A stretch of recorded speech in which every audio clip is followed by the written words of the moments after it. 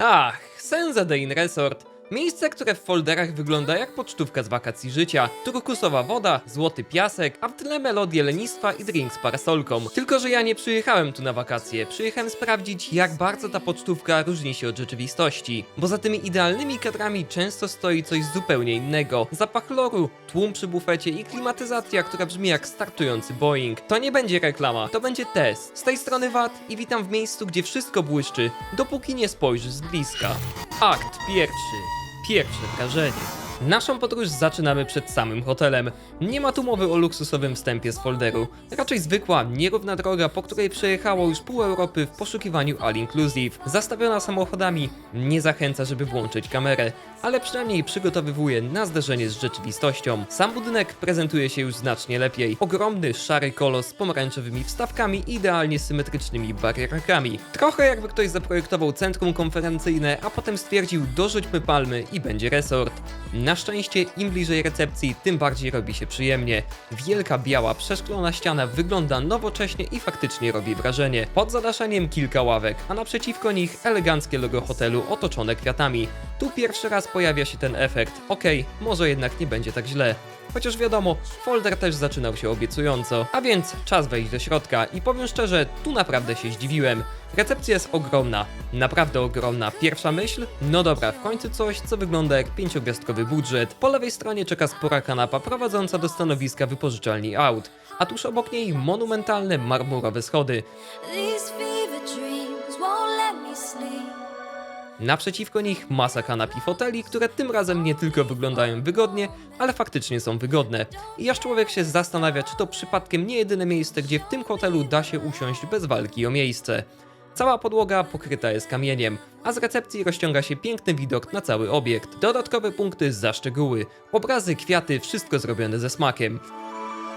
When we let love win. Za drugimi schodami znajduje się też stół Guest Relation.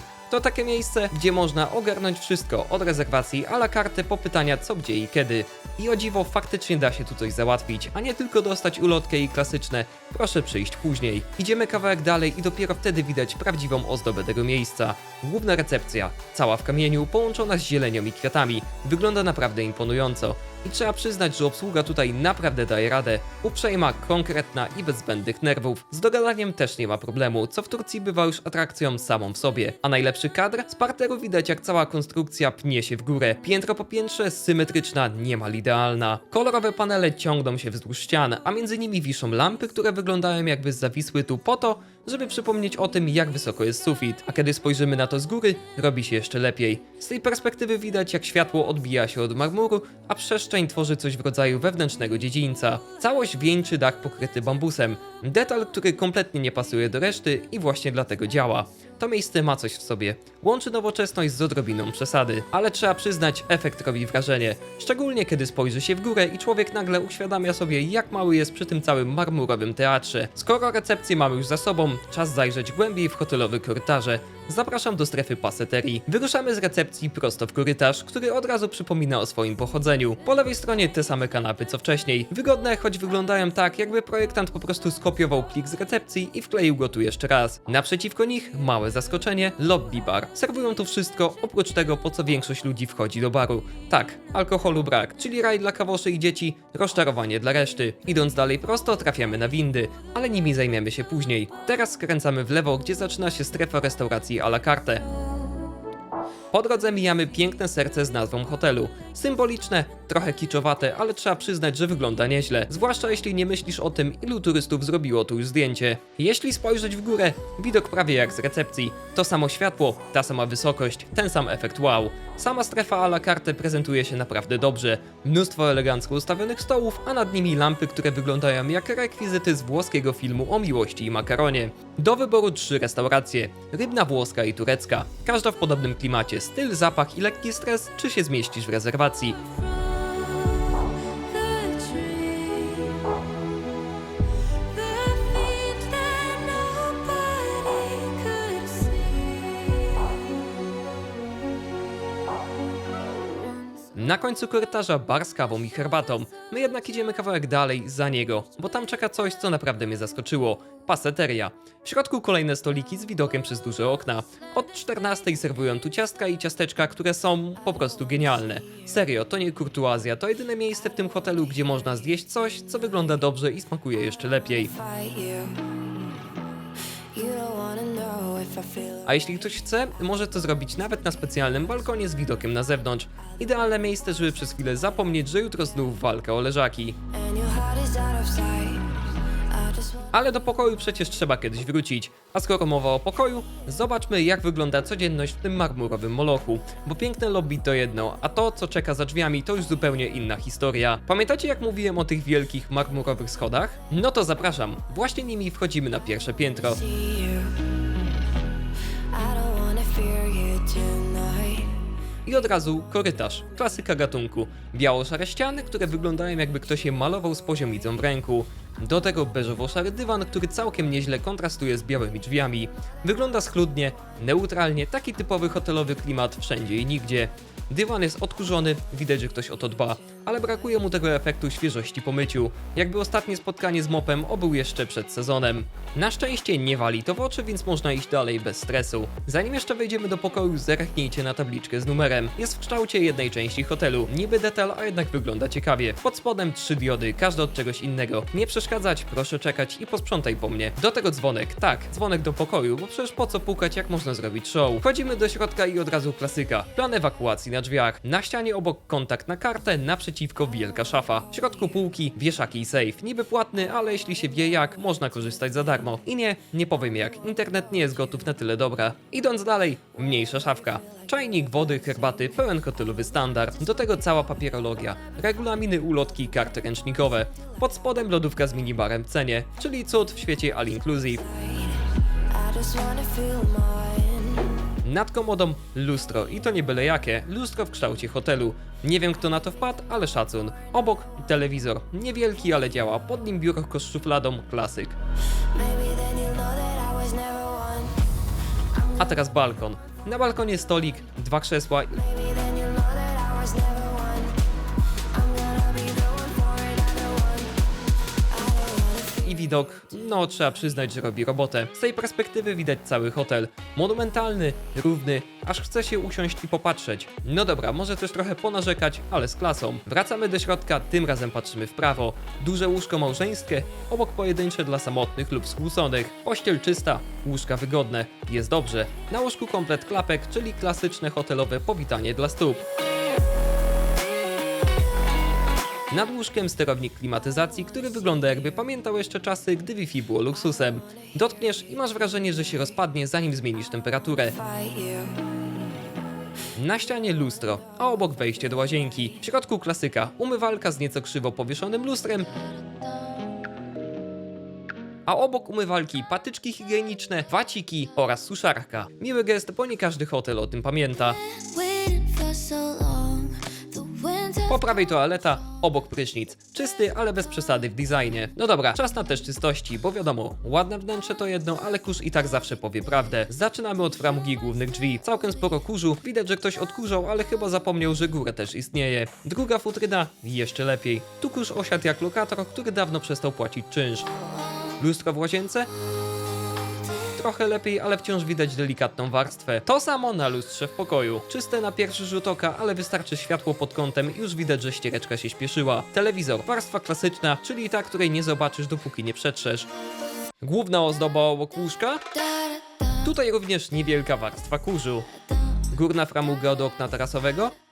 Lekki kurz, ale bez przesady. A ozdoba na suficie? Symboliczna ilość. Raczej pamiątka po poprzednim tygodniu niż powód do narzekania. Ogólnie pokój jest czysty, ale nie laboratoryjnie. Taki poziom, że nie czujesz się brudny, ale też nie masz ochoty klaskać ekipie sprzątającej. Ale czym byłaby moja recenzja, gdyby pojawił się w niej tylko jeden pokój? Zapraszam więc do drugiego. Klasycznie zaczynamy od planu ewakuacji, bo bezpieczeństwo to podstawa. Zaraz obok duża szafa, tym razem w innym stylu, moim zdaniem ładniejszym. Widać, że ktoś tu próbował dodać trochę charakteru. Idąc dalej, biurko. Nad nim zwykłe lustro, obok telewizor, pod nim zestaw szklanek, herbat i oczywiście papierologia hotelowa.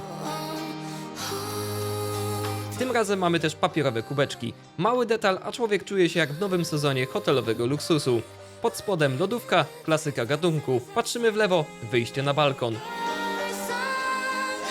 Widok naprawdę piękny.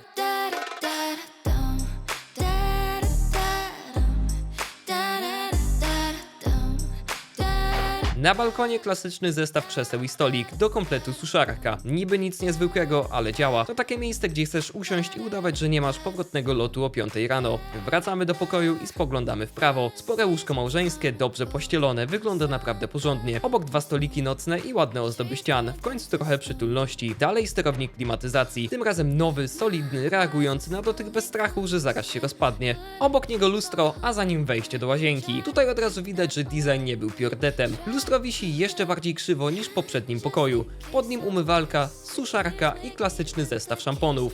Obok toaleta i prysznic. Nieźle. Czysto, funkcjonalnie, po prostu bez zaskoczeń. Trzeba przyznać, że ten pokój jest po prostu ładniejszy. Więcej światła, mniej przypadkowych mebli, bardziej spójny klimat. No i oczywiście czas na test czystości. Zaczynamy od futryny łazienkowej. O dziwo czysto. Framuga drzwi wejściowych, delikatna warstwa kurzu, ale nic dramatycznego. Telewizor również czysty, aż chce się pochwalić. Sterownik klimatyzacji? Tu już trochę gorzej. Kuszczuje się pewnie, jakby dostał upgrade razem z urządzeniem. I jeszcze lampa. Trochę się zebrało, więc jednak perfekcji nadal nie ma. Podsumowując, ten pokój jest zdecydowanie lepszy. Czysty, przyjemny, dobrze urządzony, ale wciąż widać, że sprzątanie robi tu raczej przegląd techniczny niż renowację wnętrz. Skoro pokoje mamy już za sobą, to zapraszam na stołówkę. Akt drugi. Jedzenie i relaks. Znaczy, najpierw do windy. I nie oszukujmy się, windy w tym hotelu to po prostu dramat. Są tak wolne, że człowiek zaczyna zastanawiać się, czy przypadkiem nie działają na zasadzie jedna jazda, jedna modlitwa. Serio, szybciej dojdziesz klatką schodową nawet z walizką i kawą w ręce. Ale w końcu się udaje. Dojeżdżamy na stołówkę. Najpierw zapraszam Was na prezentację stołów. Stoły wyglądają klasycznie, są drewniane, połączone z materiałowymi krzesłami. Na każdym obrót serwetki, sól i pieprz. Wygląda to porządnie, chociaż o sztuczce trzeba walczyć. Zazwyczaj kończy się to wyprawą do stanowiska obsługi. Skoro stoły mamy już za sobą, to zajrzyjmy na wystawę pieczywa. Tu naprawdę duży plus, rodzajów jest mnóstwo. Od zwykłych bułek po chleby, które wyglądają jakby miały własne imiona. Obok zupy, podane elegancko, z ladą, która wygląda jakby ktoś faktycznie dbał o estetykę. Idziemy dalej, stół z ciastkami i muszę przyznać, tego wszystkiego jest tu naprawdę sporo. Wędliny, sery, zielenina, oliwki, szczypiorek, pełen zestaw. Jakby ktoś próbował dogodzić każdemu naraz. I o dziwo, nawet się udało.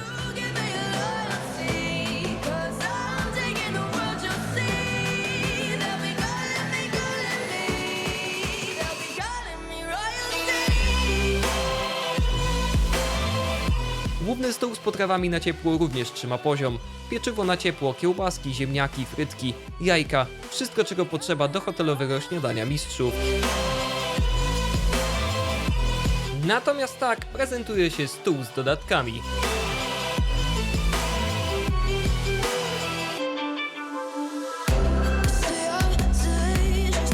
Do kompletu mamy stoły z automatami, kawa, herbata, czekolada, a nawet turecka herbata. Tutaj akurat wszystko działa, co już samo w sobie jest sukcesem.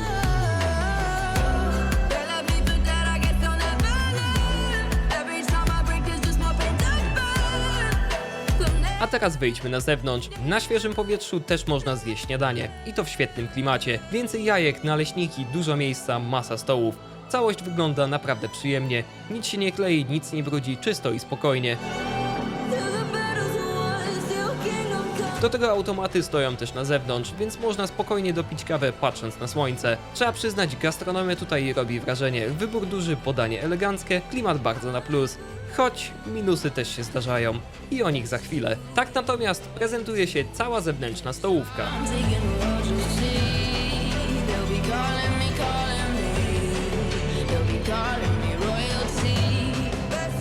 I tutaj celowo zrobiłem przerwę, bo teraz czas przejść do miejsca, które szczerze mówiąc odwiedzałem zdecydowanie częściej. Bar Bistro. Nie będę owijał w bawełnę, po prostu mają tu lepsze jedzenie. Nie chodzi o to, że stołówka jest zła, ale to po prostu nie moje smaki. Większość rzeczy tam miała taki średni hotelowy smak. Niby w porządku, ale bez emocji. A w barze Bistro? Tu wszystko wypada po prostu lepiej. Smak, klimat, sposób podania, jakby kuchnia była w końcu dla ludzi, nie dla systemu all inclusive. Sam bar Bistro prezentuje się naprawdę dobrze. Podobnie jak stołówka, działa zarówno wewnątrz, jak i na zewnątrz. Na stołach klasyczny zestaw, serwetki, sól, pieprz, bez zaskoczeń. Ale jest tu coś, co od razu razu robi różnicę. Mamy własnego kelnera. Przyjdzie, przyjmie zamówienie, a potem przyniesie wszystko prosto do stołu. Niby drobiazg, a jednak człowiek od razu czuje, że to trochę inny poziom niż walka o talerz przy bufecie. W menu sporo konkretnych rzeczy. Spaghetti, hamburgery, pizza, sałatki. Niby prosto, ale wszystko smakuje po prostu lepiej. Nie wiem, czy to kwestia przypraw, czy może tego, że ktoś tu naprawdę gotuje, a nie tylko podgrzewa. Natomiast po prawej stronie widzimy wejście do spa, a przed nami mamy kurczakarnię, o której powiemy sobie za chwilę. Bar czynny jest od 12 do 20:30, ale najciekawsze dzieje się po godzinie 21, bo wtedy wchodzi tak zwane nocne menu, czyli zupa. I tak, śmiejcie się, ale te zupy są naprawdę świetne. Ciepłe, aromatyczne, idealne po całym dniu latania po hotelu. To jedno z tych miejsc, gdzie widać, że komuś faktycznie zależało na jakości. Nie fast food, nie udawany luksus, po prostu dobre jedzenie w dobrym miejscu. No dobrze, skoro jesteśmy już najedzeni, to czas, żeby nasze pociechy wydały trochę pieniędzy. Zapraszam do salonu gier. Sam pokój jest pomalowany na biało z niebieskimi wstawkami, a na podłodze niebieski dywan. Na nim masa automatów, naprawdę sporo. Znajdziemy tu prawie wszystko. Gry wyścigowe, boksera, samochodziki, a nawet kilka klasyków z epoki włóż żeton i licz na cud. Muszę przyznać, że całość prezentuje się całkiem dobrze. Kolorowo, głośno i wystarczająco chaotycznie, żeby dzieci były szczęśliwe, a dorośli mieli 5 minut ciszy. I give myself to you. No dobra, w takim razie zapraszam was dalej. Teraz udamy się do miniklubu. Aby się tam dostać, trzeba przejść przez taras baru bistro. Co ciekawe, podobno przy tym barze działa też kurczakarnia. Tak, dobrze słyszycie, kurczaki jak z KFC. Niestety podczas mojego pobytu była zamknięta, więc musicie mi uwierzyć na słowo, że istnieje.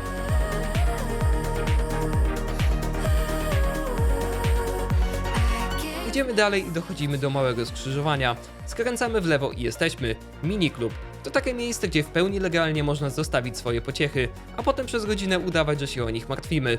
My jednak nikogo nie zostawiamy i idziemy dalej. Za miniklubem pojawia się siłownia. Niewielka, ale niech was to nie zmyli, sprzętu jest tu naprawdę sporo. Wanna be alone.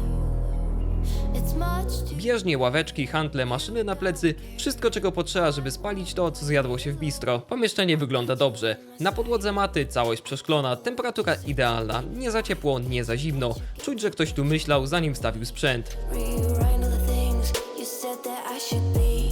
I'll get you, now you'll beg me please. Hey.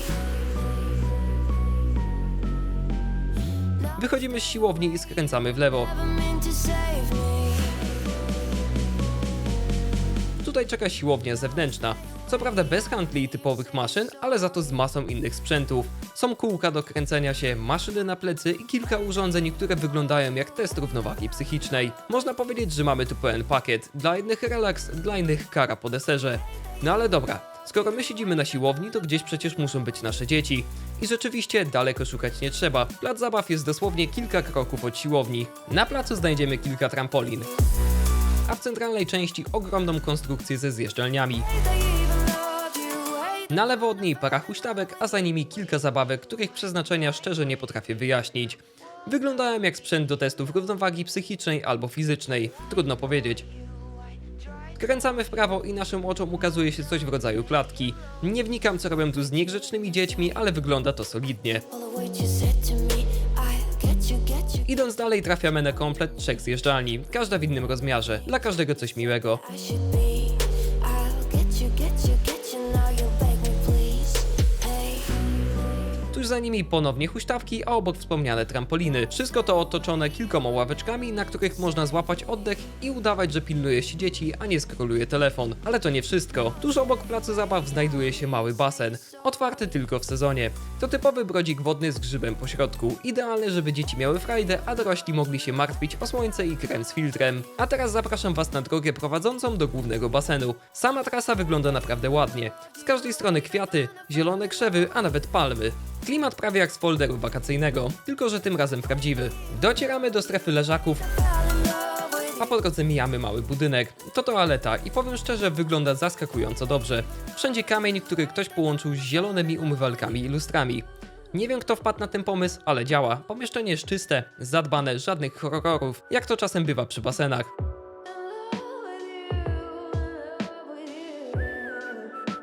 Wychodzimy i idziemy dalej. Po drodze przebieralnia i stół do ping-ponga. Klasyka resortu. When you burn me out, like a cigarette. Yeah. Drifting A zaraz za nimi zaczyna się strefa barowa. I tutaj robi się przyjemnie. Mamy naprawdę sporo stolików, krzeseł i kanap. Część z nich wygodna, część już błaga o emeryturę. You tease me and you touch me. I'm going crazy about it. W centralnej części znajduje się bar, w którym dostaniemy praktycznie wszystko. Od wódki po gin, od coli po gorącą czekoladę. Czyli pełne wakacje w płynie. On my cool, feeling like ain't nobody else around us. Ain't nobody. A jeśli się obrócimy, czeka na nas drugi bar. Tym razem płatny. Tu można dostać różne drinki, np. mojito, ale szczerze nie polecam tu płacić. Zaraz obok przy barze bistro te same drinki dostaniecie za darmo. Ekonomia level all inclusive. Idziemy dalej, tu za strefą barową zaczynają się sklepy. W jednym kupicie popcorn, w drugim wypożyczycie fajkę wodną, a w kolejnym możecie się ogolić. Czyli wszystko, czego człowiek potrzebuje po 3 dniach słońca i open baru. Baby, let me fill your cup, we'll be out of here. Do you wanna take it slow? Just tell me no. Zatrzymajmy się na chwilę, żeby spojrzeć na panoramę hotelu. Serio, ten widok robi wrażenie. Cały kompleks, rzędy leżaków, baseny i palmy, wygląda to naprawdę imponująco. So tell me what to do. I'm losing all my cool. Idąc dalej wzdłuż palm, docieramy do jednego z głównych basenów. Woda dosyć chłodna, ale przynajmniej czysta. Bez porzuconych klapek, bez liści, po prostu porządnie utrzymany basen. Nieco dalej znajduje się basen dla dzieci. Tu woda cieplejsza, warunki idealne. Oczywiście jest też ratownik, jego budkę widać po lewej stronie. Za nią jeden z hotelowych sklepów, a po prawej stanowisko DJ-a, który dba o to, żeby nikt tu nie zasnął po obiedzie.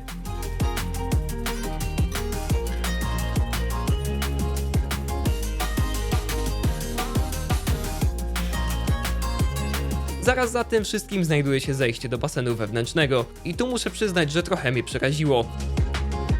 Zobaczcie sami ten sufit i te schody. Coś takiego naprawdę nie powinno mieć miejsca w 5-gwiazdkowym hotelu. Full of pain.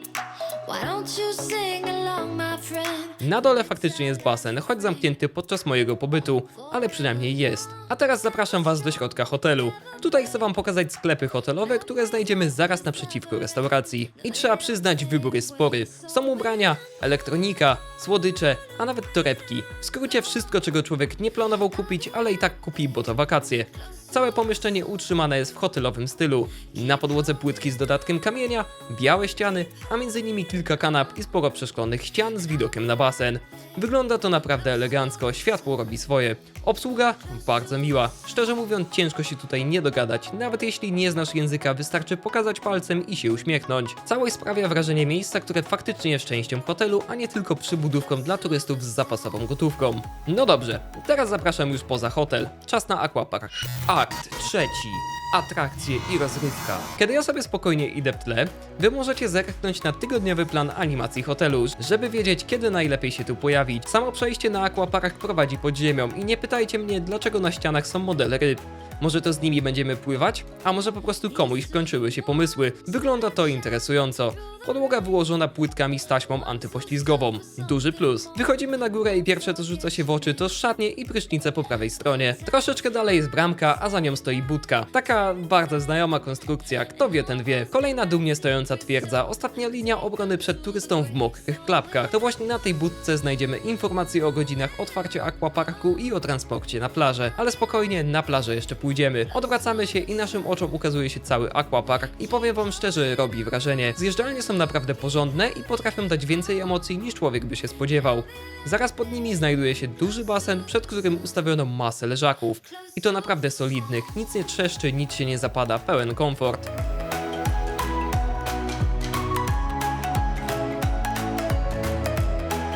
Obok mamy basen dla dzieci. I tu mały minus, woda była wręcz lodowata. Na zjeżdżalniach idealna temperatura, tutaj bardziej jak wstęp do morsowania. W basenie dziecięcym stoi zabawkowy statek z kilkoma zjeżdżalniami. Do tego klasyczny wodny grzybek, jak w każdym szanującym się aquaparku.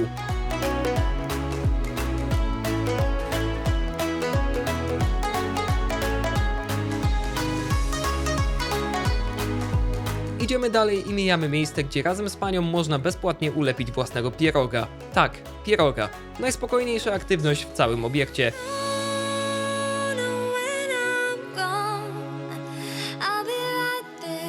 Na koniec jest jeszcze bar.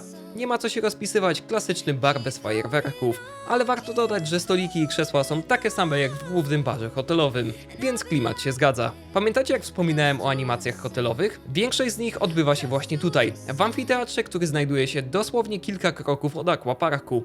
Serio, praktycznie stykają się ze sobą.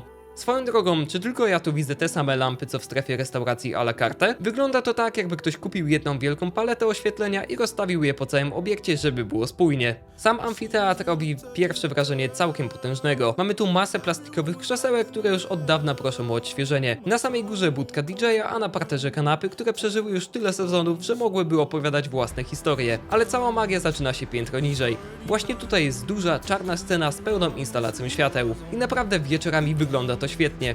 Cała ta iluminacja robi klimat, jakiego człowiek faktycznie oczekuje od hotelu 5-gwiazdkowego.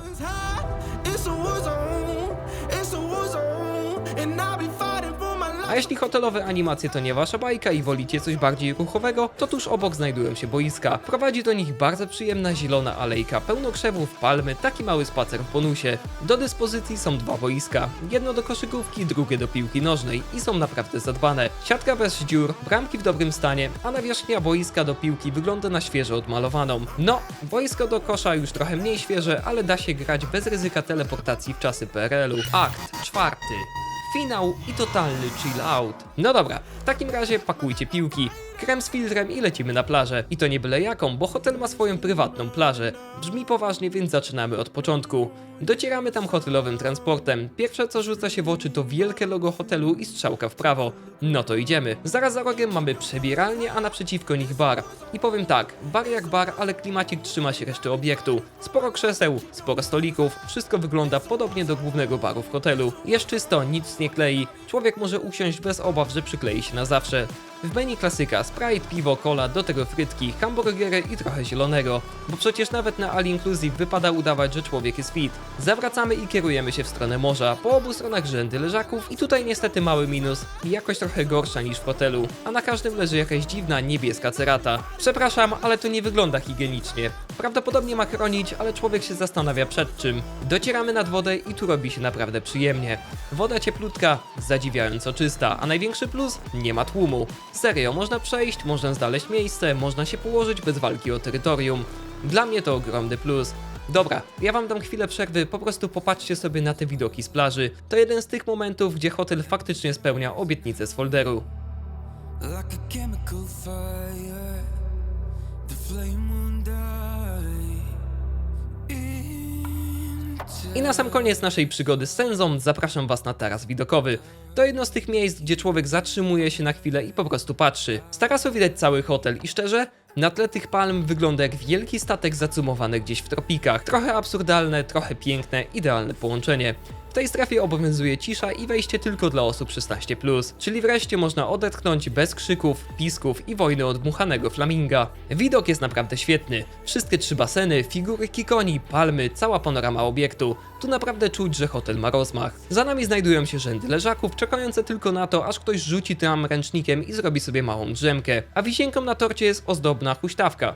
Idealne miejsce na fotkę, czy to na Instagrama, czy do rodzinnego albumu, czy jako dowód, że jednak wyszliście poza stołówkę. No dobra, czas to wszystko podsumować. Senza The Inn Resort to hotel, który potrafi zrobić dobre pierwsze wrażenie. Ogromna recepcja, dużo przestrzeni, ładne światło, masa zieleni i wrażenie, że ktoś naprawdę siadł nad projektem zamiast rzucić wszystko w losowych miejscach. I faktycznie jest tu sporo miejsc, które wyglądają po prostu świetnie. Mamy bardzo dobre bistro, które momentami ratuje całą gastronomię. Mamy aquapark, który daje więcej emocji niż niejeden rodzinny park wodny. Baseny są czyste, plaża prywatna robi robotę. Transport działa idealnie, a woda jest tak przyjemna, że człowiek wchodzi i nie myśli o swoim życiu przez najbliższe 15 minut. Ale wiecie, jak to w życiu, nie wszystko jest idealne. Stołówka codziennie serwuje powtórkę z rozrywki. Podgrzewanego basenu dla dzieci dalej brak. Cerata na leżakach wygląda jak relikt minionej epoki. A przepalone żarówki obrysowe w nocy robią klimat typu prawie luksus, ale nie do końca. Do tego kilka detali woła o odświeżenie. A schody do basenu wewnętrznego wyglądają jak scena z horroru klasy B. I jest jeszcze jedna ważna rzecz.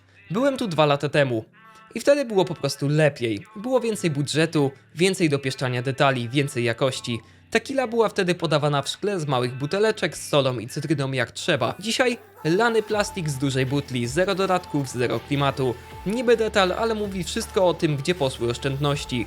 Mimo tego wszystkiego muszę powiedzieć jedno. To jest hotel, do którego bym wrócił, bo jest wygodnie, jest dużo atrakcji, jest czysto, jest ładnie i co najważniejsze, za tę cenę naprawdę ciężko znaleźć coś lepszego. Dlatego moja ostateczna ocena to 8 na 10. Nie perfekcyjnie, nie 5 gwiazdek bez zastrzeżeń, ale solidnie, komfortowo i z dużą przewagą atrakcji nad wadami. A teraz możecie jeszcze popatrzeć na te widoki z tarasu widokowego, bo następny hotel już czeka w kolejce, a ja mam robotę. Póki jeszcze mogę, to zapraszam was na moje inne produkcje, które zaraz wyświetlą się wam na ekranie. Bardzo wam dziękuję za oglądanie.